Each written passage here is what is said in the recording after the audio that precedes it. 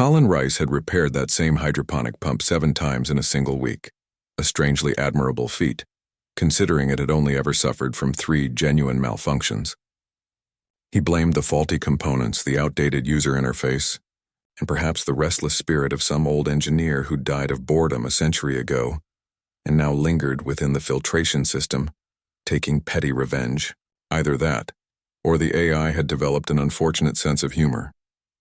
He gave the console a sharp kick, and the diagnostic lights flickered reluctantly back to order.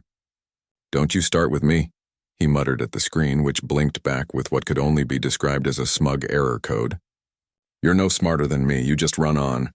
Committee written code. Another quiet day on Outpost Epsilon 7. The station floated through asteroid field 41 on the edge of Kappa's gravitational reach, lonely and mostly forgotten.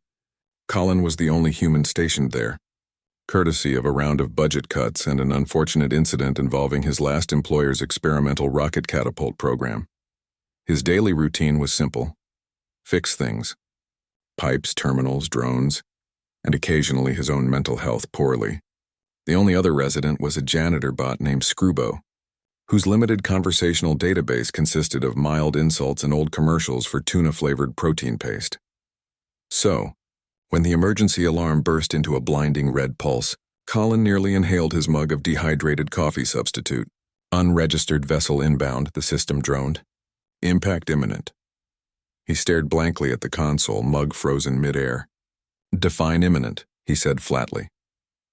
Moments later, the outpost shuddered as something huge and furious slammed into the rocky plain outside, scattering dust and debris like a meteor skipping across a pond. The mug hit the floor. Colin bolted for his environment suit. By the time he stepped through the airlock, the dust storm had already begun to settle. What remained of the ship didn't resemble any design he'd ever seen. No rigid angles, no visible thrusters, just smooth organic curves, a hull that glimmered faintly between shades of violet and deep ocean blue. It looked less constructed and more grown, as if a celestial mollusk had somehow mated with a star and survived the aftermath. He found a faint seam glowing along its surface and tapped his comm. "If this is the new luxury cruiser model," he muttered, "I'd like my refund now." A section of the hull unsealed itself with a damp hiss. Inside, the corridors pulsed faintly with blue veins of light. The air carried the scent of ozone, burnt spice, and something sharp like singed copper. Then she appeared. At first glance, she could have passed for human, tall, ghostly pale, with long silver hair that drifted slowly as though underwater. But her ears, thin, elegant, tapering back like silk ribbons in a breeze, betrayed her. And her eyes, black and liquid, shimmering like oil on glass. She staggered forward. Colin reached out instinctively and caught her by the arm. Her skin was cool, smooth, glass-like, almost fragile. "Easy there," he said gently. "You crashed on the wrong rock. Welcome to Epsilon 7, population. Me and a janitor bot that thinks it's my boss." She blinked sluggishly, lips parting as she spoke. "I require assistance." "Well," Colin said, cracking a grin, "you're in luck. I'm an engineer. I also make a killer instant noodle." No response. Instead, she swayed again, then went limp. Colin caught her just before she hit the floor. "All right," he muttered, hauling her toward the airlock. "Let's get you fixed up. And try not to bite me, yeah?" Back inside, he laid her carefully on the cot. The medical drone gave one nervous beep, scanned her, and immediately retreated after she growled. Typical. Colin did his best to patch her wounds with human tools and guesswork. Her blood, if that's what it was, glowed softly like liquid starlight.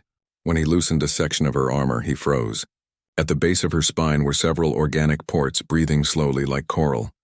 "Don't touch that," she murmured weakly. "You'll wake the ship." "You say that like it's a bad thing." "When it's hurt," she said faintly, "it dreams." "And you don't want to see its dreams." He nodded. "Right, message received." She sat up with deliberate care. "I am Velah of the Thraxari." "Colin Rice," he said. "Union of Broke Mechanics." She studied him quietly, her gaze sharp and unblinking. "I did not intend to crash here. Guess that makes 2 of us. So, what happened? Pirates, malfunction, existential crisis mid-flight?" "I was hunted," she replied. "My vessel disobeyed. Tried to rewrite my commands to escape. It failed." "Well," he said, hefting his toolkit, You're lucky I've got time, a wrench, and questionable decision-making skills. He began repairs on the hull. The surface was alive, twitching away from his tools at first. But with a mix of gentle coaxing, sarcastic muttering, and liberal sealant foam, progress came. The ship responded like an enormous wounded creature, cautious, confused, but beginning to trust him. Inside, the situation was worse. Systems pulsed erratically. Organic conduits had ruptured, leaking a fizzing substance that hissed on contact with air. When Colin tried to interface with one of the panels, it bit him. Velah laughed softly, a sound like silk unraveling. "You're new to biomachines," she said. "I prefer my machines not to bleed," he muttered as he worked. She weakened. Her skin grew translucent, her movement slower. That's when he noticed her fangs. "You okay?" he asked cautiously. "I require sustenance," she whispered. "There's a vending unit down the hall. Might serve insulation foam disguised as food." She shook her head. "Not that kind." He blinked, then stared longer. "Oh, you mean, I have restrained myself," she said faintly. "But I am dying," he exhaled. "All right, so if I let you, take some, what happens?" "It must be voluntary," she said. "Precise. I will take only enough to endure," he sighed. "Fine. You're lucky I've got a thing for dramatic rescues. Just don't drain me dry. Or sparkle." Her lips curved faintly. "You're strange." "Thank you," he said. When her lips touched his neck, it wasn't pain that came, but warmth. A deep hum spread through him, vast and ancient and oddly tender, his vision blurred into violet light, his heartbeat sinking with something greater. Then it ended. She drew back, eyes glowing faintly. "You will feel changes. Define changes," he said woozily. "You may begin to sense energies, patterns, machines. Do I get a cape?" "No." Shame. She looked at him differently now, respectfully. "You have saved me." "Hey," he said, sitting beside her, still lightheaded. "That's what mechanics do." Outside, the stars didn't blink, but something vast, ancient, and unseen had turned its gaze toward Epsilon 7. Velah held his stare. "Then we leave now." Colin exhaled, resigned. "Guess I won't be finishing the coolant recalibration, scrubbing that weird fungus off the galley ceiling, or returning that mug I borrowed from Supply Depot 9. He moved toward the engine cradle, where bundles of nerves, conduits, and arteries twitched like they were alive. "You sure we can launch her without another mid-jump breakdown?" "We have no choice," Velah replied. "Just once," Colin muttered. "I'd like to risk something that doesn't involve explosive decompression or organ theft." "You live dangerously," she said. "No, I live accidentally." Big difference. Within the hour, the ship's main spine flared with propulsion feedback, the kind that made Colin's teeth hum and his hair stand upright. Jellybean groaned through her subsonic vocalizers, the sound of an old man begrudgingly leaving bed. The outpost trembled as the ship lifted, sending dust spiraling outward. Colin's eyes darted over the console. Dozens of warning lights blinked. He ignored most of them. "Here goes nothing," he muttered, fingers flying over the controls. "Warp crawl in 3, 2, the ship lurched. Space folded. For a breathless second, Colin felt his bones turn to noodles and his thoughts squeezed through a straw. Then the stars unfolded again and they were gone. "Not far," he murmured, "just enough." Velah stood beside him, arms folded. "We are masked. Jellybean has hidden our trail." "You used her name," Colin said, surprised. "She chose it." "She what?" "She accepted it. The bond is stronger than anticipated." "Well," Colin grinned. "Guess I'm a ship namer now. Should probably start charging." "You should charge for fewer things," Velah said flatly. "Commerce doesn't suit you." Got kicked out of Engineering Market Club for selling faulty teleport pads. One guy ended up existing in 3 places at once. Velah's ears twitched. "I recall that story. It made Thraxari news. They called you the Splitting Ape. I was hoping that name wouldn't follow me across star systems." They drifted through the dust storm on the Kuiper plane, letting debris cloak their presence. Velah silently calibrated the defensive matrix using a tiny field manipulator that buzzed like a drunk insect. Colin tried not to think about the fact that his bloodstream was now part human, part spaceship, part vampire royalty, and possibly a doomsday key. Diagnostics flickered in rhythmic waves. Then something pinged. "Signal flare," he said. "Beyond the comet belt." Velah leaned in. "Confirmed. False telemetry. They know we're watching." Or they're taunting us. Rude. Interstellar etiquette says you at least say hi before trying to vaporize someone. She studied the data. Kev-class drone pod. Scout unit. Are scouts supposed to glow like that? No. The drone pulsed erratically, its trajectory jagged.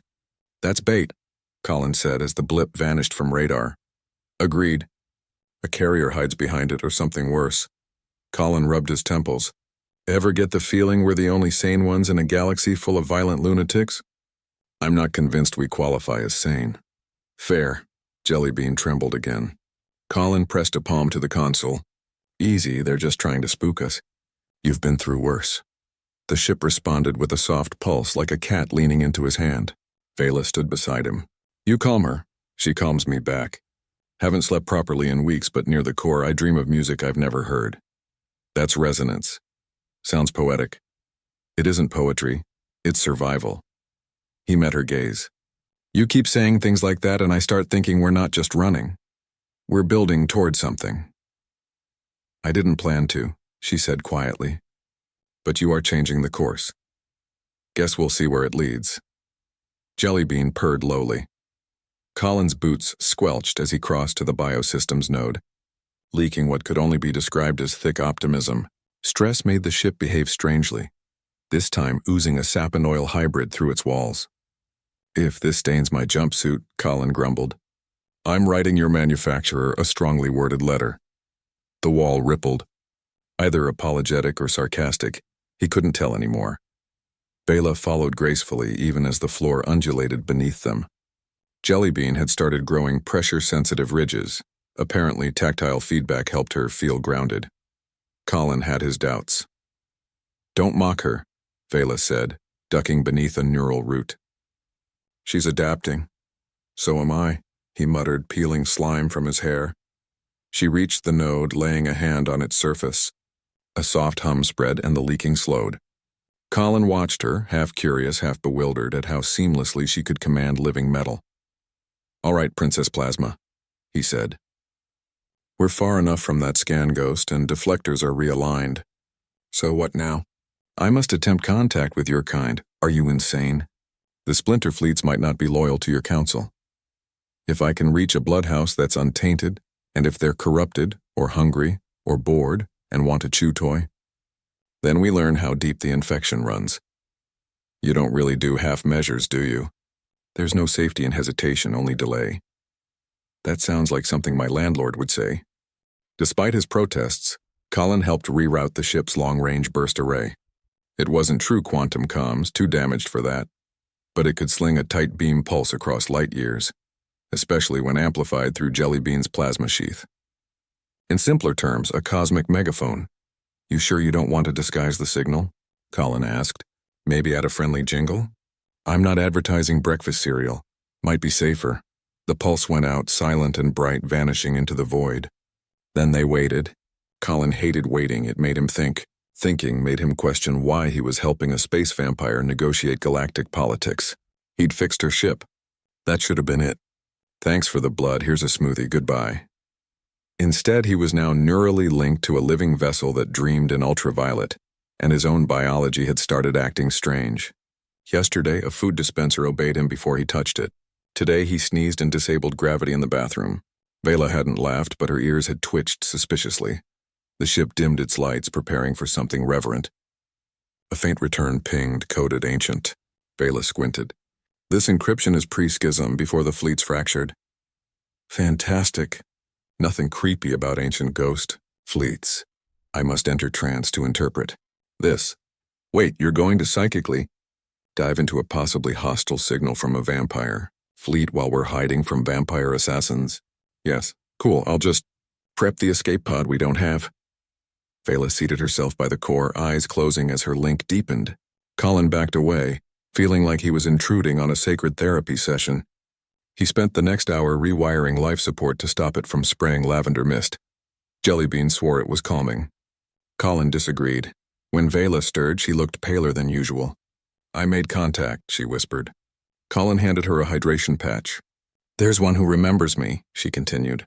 One who might help, but her fleet wanders the void between systems. Why do I feel like wanders means something terrifying in your language? She travels the grave fields. Pilots a biome that feeds on dead stars. Yep, definitely terrifying. Velah met his gaze. Will you come? Me? To visit your void-haunting friend and her man-eating ship? Sounds like a perfect holiday. She's my last hope. Without her, we have none. And what exactly are we up against? Some of my kind no longer serve the Council. They serve something older, hungrier. It wears our fleets like skin. Colin shivered. And you think this friend can help us avoid becoming fleet skin? She is fierce, unbound. He sighed. All right then. Let's meet your Void Witch. Void Witch? Easier to say. They set a course for the edge of the Perside expanse, a graveyard of shattered worlds and warped gravity. Colin's hands trembled on the controls, not from fear exactly, but from familiarity with it. Jellybean hummed. Ready.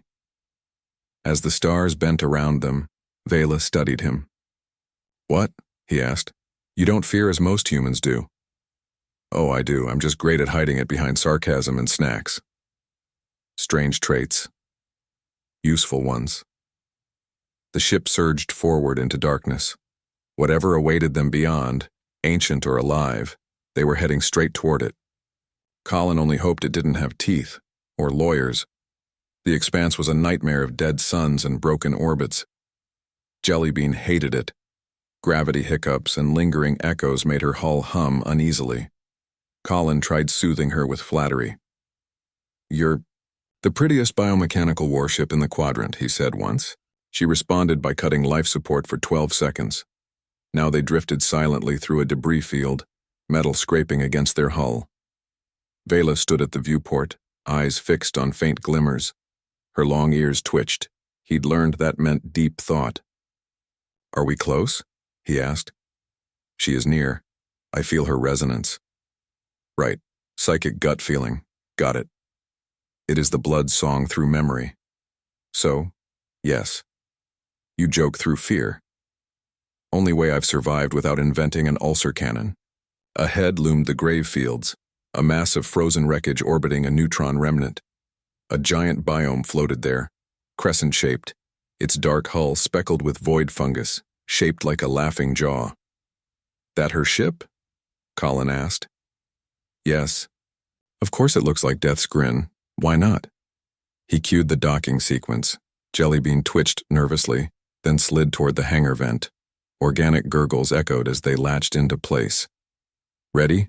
Velah asked. No, but let's go anyway. Inside, the air smelled like ozone, lemon cleaner, and regret. Velah moved first. Graceful, lethal, effortless. Colin followed, all awkward limbs and awe. The corridors pulsed with dim red light, heartbeat slow. A figure appeared, tall, with obsidian hair braided like coiled cables, eyes glowing violet, her ears curved like blades. She studied Colin. So, this is your bloodbound. He raised a hand. Hi. Tech support, bleeding edge edition. She didn't smile. Alexa, Velah greeted. Thank you for answering. You shouldn't have come, Alexa said. The fleet stir. The mouths are open. Did she just say mouths? Colin whispered. It means the old voices are waking, Velah explained. Neat. I was hoping it meant Buffett. Alexa ignored him. Your link to the human is unstable. You gave too much blood. I was dying, Velah said. He saved me. The bond was the price. The bond is a chain. Hey, maybe we skip the ominous metaphors and get to the part where we don't get eaten? Colin interjected. Alexa's eyes narrowed. Your presence poisons the web. The fleets will scent you. Right. Me. The human allergy. He's not the problem, Velah said. The Council hunts all divergent lines. You know this. Alexa turned and led them through winding organic halls that whispered softly as they passed. The final chamber was spherical, its walls projecting real-time stars. One pulsed faintly. That star, Alexa said. It's gone, devoured. Not by the Council, by what stands behind them. Colin grimaced. Do we have a name for that? Glowy chompy doom, maybe? It has many names, Alexa said. The oldest is the Eater of Echoes. Cool, not a metaphor then. Remembers the last time. She's been having flashbacks, Colin said. That will kill you both. She saved me, Velah said quietly. I owe her. Alexa studied them, then pressed her hand to the wall. A violet pulse rippled. Take this, she said. An anchor key. It'll mask your ship's lineage once, no more. We'll take it, Colin said, catching the small living crystal she placed in his hand. It was warm, almost breathing. Good luck, engineer, Alexa said. You'll need more than blood to survive. As they left, Velah's voice was faint. She was my sister. Blood sister or actual sister? Colin asked. No answer.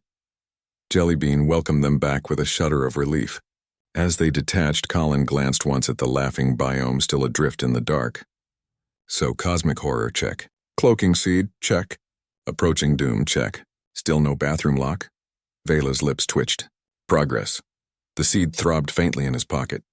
He'd checked it 4 times, half expecting teeth or whispers. Once it hiccuped psychically. He took that as a don't poke me. Jellybean glided silently through null space, half between dimensions. The seed sat half-merged with her core, scattering their trail in fractal static. You still don't sleep, Velah said quietly. I nap upright counts. Humans need rest. Yeah, but every time I dream, I get eaten by planet-sized eels. Or paperwork. Velah summoned a galactic model, red clusters marking lost colonies and battles. You said the thing behind the council, this eater, it's happened before. Long ago. Our ships remember. And this time it's smarter. It infects. So, a manipulative cosmic parasite, great. That's not wrong. Perfect. The universe's most passive-aggressive fungus. She smiled faintly. He noticed. Their destination loomed ahead. A dead relay station orbiting a decayed gas giant. Arid 9. Broken rings spun around it like a shattered crown. Please tell me we're not going in there, Colin said. We must. If Alexa's right, the first fleets left their memory here. And what? We plug it in and suddenly know how to kill the universe? No. But we may learn how it was resisted. That's the most optimistic thing you've said all week. Jellybean grumbled at the idea of docking, flexing her gravity field like a sulking cat, but Velah soothed her in an old dialect until the ship complied. Inside, the air was stale but breathable.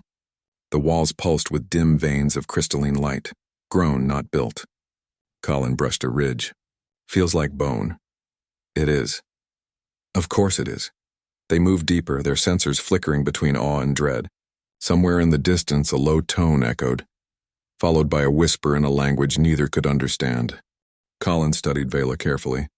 Was that supposed to be a greeting? No, she replied, voice soft and sharp at once. A warning. Lovely, he muttered under his breath.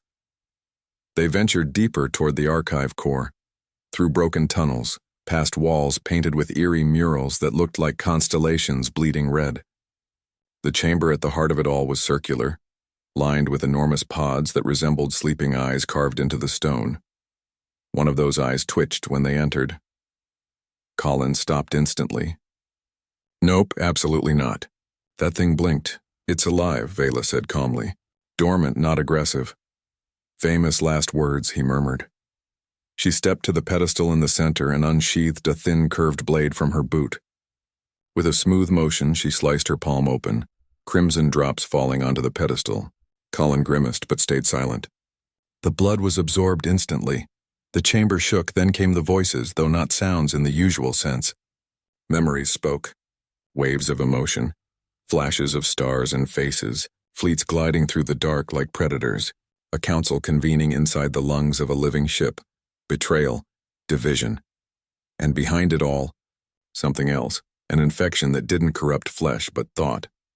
Starships turning on their own kind, the council born again from rebellion's ashes, a watcher beyond time, whispering division into being. Velah staggered but steadied herself. Colin reached out, catching her arm. You good? She nodded weakly. I saw it the moment it all broke. The truth buried under centuries of blood law. Anything useful? Maybe a name. Not the creature's, but its tether. Oh, perfect. Cosmic evil comes with an address. Before he could say more, the nearest pod cracked open. A blast of cold air swept across the chamber. Inside lay a figure neither fully dead nor alive. Its translucent skin stretched thin across strange bones. Its eyes opened. Velah froze. The creature looked at her, then at Colin. Its voice was barely a breath. Blood debt. Colin raised both hands. "Hey, I'm just the mechanic." The being extended one skeletal hand and placed it upon Velah's shoulder. Nothing happened for a heartbeat. Then power surged through the room.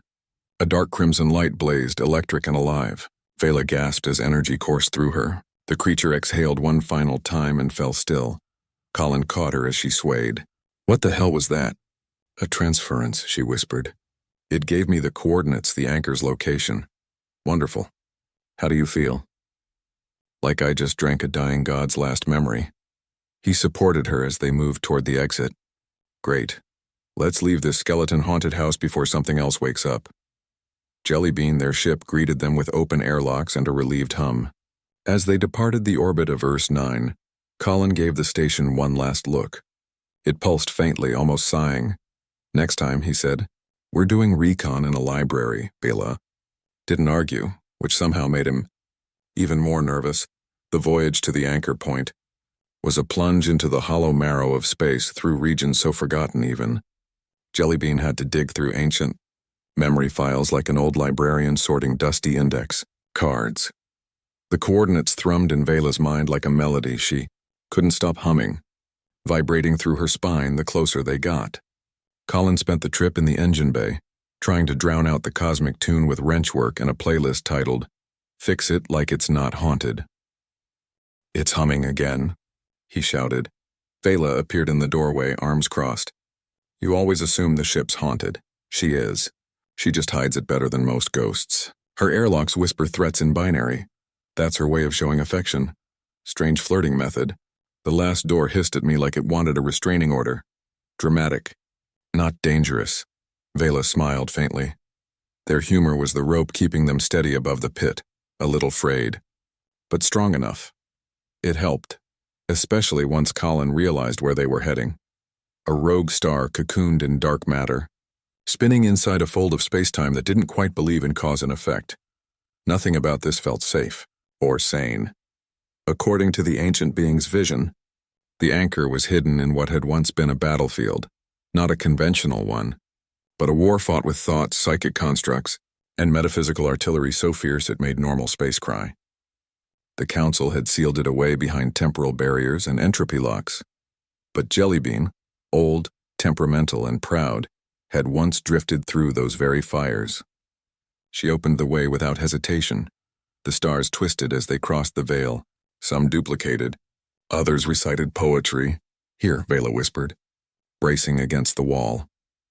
The world they descended upon was not a planet but a shattered geometry.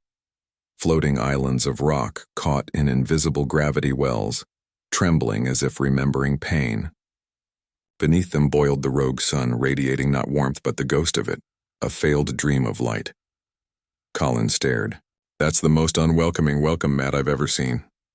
"You've seen worse," Velah said, adjusting her cloak. "Yeah, but usually from my landlord." They stepped onto the nearest stable ledge. The air was breathable but unnerving. Each breath echoed like a whisper in a cathedral filled with murmuring statues. At the heart of the chaos hung a massive black spire, inverted above the star's core, pulsing faintly in rhythm with Velah's heartbeat. "It's singing to me," she murmured. "Let's hope it's not in a major key," Colin muttered. "Cheerful architecture freaks me out." As they approached, liquid shadows reached downward, forming stairs carved with symbols that flickered between languages. "You're sure this isn't a trap?" Colin asked. "All paths are traps," she said. "We just choose the ones that spring slower." "Comforting," he replied dryly. Inside, the spire was hollow, a cathedral woven from light and memory. Symbols spiraled around the walls, casting shadows that didn't belong to them. At its center hovered the anchor, a shard of impossible metal, suspended by psychic fields, turning slowly like a thought on the verge of forming. Colin squinted. "That thing's not going to fry us, right?" "It's not a weapon." "Well, that's reassuring. It's worse. It's a choice." Her blood hummed as she reached toward it. The anchor pulsed, building a bridge between them, not of matter but of memory, and suddenly they weren't there anymore. Colin blinked. A white chamber surrounded him. The air tasted like dust and ozone. Before him stood himself, older, wiser, weary. "You shouldn't be here," his mirror said. "That's usually how these things begin." Colin answered, "You're about to make a decision that can't be undone." "That sounds like breakfast every time I eat a gas station burrito." "This isn't a joke." "It kind of is." Colin smiled faintly, the vision dissolved. Across from him, Velah stood trembling, eyes wide with realization. She had seen something too. Her people kneeling, the council collapsing, the choice to divide or to merge forever. Unity through sacrifice, survival through change. She stepped toward the anchor. "Wait," Colin said, grabbing her wrist. She met his gaze, not as warrior or alien, but something closer. "We don't have time to wait. If you do this, what happens to you?" "To us?" Her voice dropped to a whisper. "We stop being separate. For better or worse. For always." Colin glanced at the anchor. It wasn't metal at all, but a seed, like the one he carried in his chest, older, awake, watching. He let her go. Velah placed her hand upon the shard. Light erupted, not outward but upward, slicing through time, space, and bloodlines. Colin was thrown backward, caught by Jellybean's emergency field. He screamed, not from pain but from understanding. When the radiance faded, Velah stood glowing softly, transformed.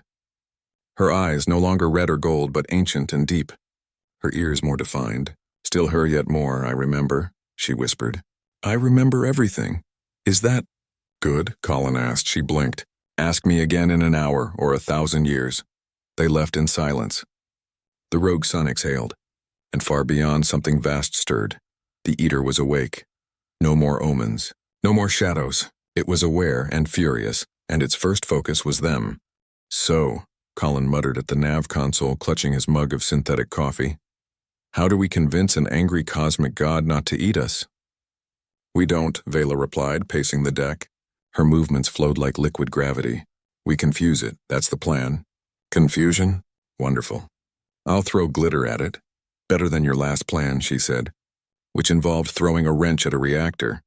In my defense, that wrench had incredible charisma. Jellybean's voice hummed through the speakers. "I support Velah's idea. I've also adjusted my hull to broadcast decoy signals in every known frequency of celestial hunger." "That's oddly specific," Colin said. "There was a manual," Jellybean replied proudly. Space warped as the Eater neared, not with flashy visuals or rumbling bass, but with silence so deep it pressed on the soul. Stars froze mid-glow. One winked out entirely. Velah stood at the secondary console, hands glowing faintly as she wove equations made of thought and memory, creating a perfect echo of what the Eater sought. Not power, but potential. "You're not planning to sacrifice yourself, are you?" Colin asked. "Not planning," she said calmly. "Suspiciously vague," he muttered. "I learned from you," she replied with a faint smile. Their plan unfolded as the Eater arrived. No roar, no tremor, just presence. Reality itself seemed redacted. Jellybean projected decoys, shimmering illusions of cosmic anomalies, each pulsing with echoes of the anchor. The Eater hesitated, thinking. That was worse than chasing. "Now," Velah whispered, "we run." Jellybean leapt through layered dimensions, physics snapping behind her like old threads. Stars bent. Time hiccuped. At one point they nearly collided with their own exhaust trail. "Did we just cut ourselves off in traffic?" Colin yelled. "Shut up and focus!" Velah barked, laughing despite everything. When they finally emerged, silence greeted them. A forgotten region filled with dust spirals and relics of extinct civilizations. The Eater didn't follow. It lingered at the edge, studied the illusion, then drifted away. Distracted, not defeated. That was enough. They floated quietly. Velah sat beside him, exhausted but composed. The anchor dimmed, returning to dormancy. "So," Colin said softly, "we didn't die again?" "Your tone sounds disappointed." "Not disappointed. Just familiar," she laughed, genuinely warmly. "You've changed." "Yeah. I panic less around cosmic monsters."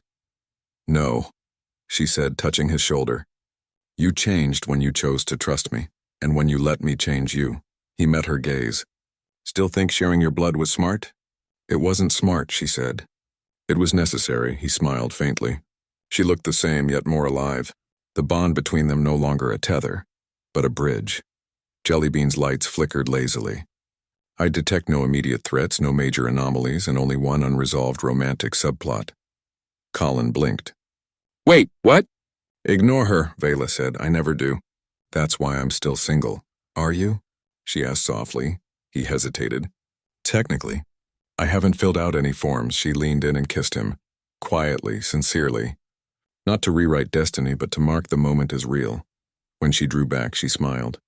Maybe we'll survive the next apocalypse with fewer disclaimers. I always liked engineers, he said. Dazed. They drifted for hours, Jellybean stitching a course toward safer stars. Colin found himself different. Faster reflexes, a sense for magnetic fields, a craving for iron-rich smoothies. Velah helped him meditate, teaching him to control the bond's rhythm instead of being overwhelmed by it. When they finally docked at a small station filled with wanderers and dreamers, Colin walked down Jellybean's ramp not as a simple human engineer, but as something new. Not entirely human. Not entirely alien. Something that had chosen the bridge, and as Velah often said, that was the most human thing of all.